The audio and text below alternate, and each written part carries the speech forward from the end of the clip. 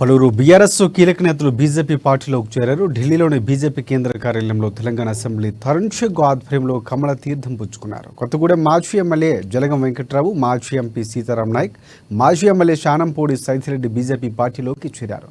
జలగంకు Khammam, Sitaram నాయక్కు Mahabubabad MP టికెట్లు offer చేసినట్లు తెలుస్తోంది.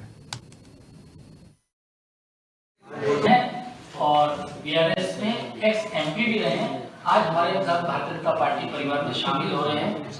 साथ ही में श्री सैनी रेड्डी जो कि हजूर नगर से एमएलए रहे हैं, वह भी भारतीय जनता पार्टी में शामिल हो रहे हैं। उनका बहुत बहुत स्वागत है। ఇంకా అభివృద్ధిని ఇంకా సాధించాలని చెప్పి నరేంద్ర మోదీ గారి నాయకత్వంలో పనిచేస్తూ మా జిల్లా ఇంకా అభివృద్ధి పొందాలా, దేశం అభివృద్ధి పొందుతూ ఉంది. జమ్మూ కాశ్మీర్ అభివృద్ధి పొందినప్పుడు మా ఖమ్మం జిల్లా ఇంకా అభివృద్ధికి నోచుకోకుండా ఇంకా చాలా గిరిజన ప్రాంతాల్లో అనేక ఇబ్బందులు ఉన్నాయి. అవన్నింటినీ కూడా దూరం చేయాలా, అన్ని వనరులు ఉంచుకొని సాగునీటు, తాగునీటు, అదేవిధంగా మినరల్ వెల్త్ అంతా ఉంచుకొని మేము ఇంకా అభివృద్ధి పొందట్లేదు. ఇండస్ట్రీస్ రావటం లేదు.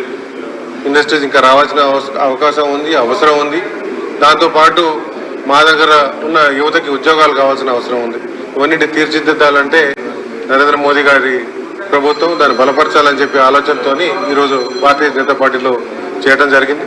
రానున్న రోజుల్లో అనేక కార్యక్రమాలు చేపట్టి తప్పనిసరిగా మా గమ్యం ఏదైతుందో తప్పనిసరిగా సాధిస్తామని చెప్పి తెలియపరుస్తాం.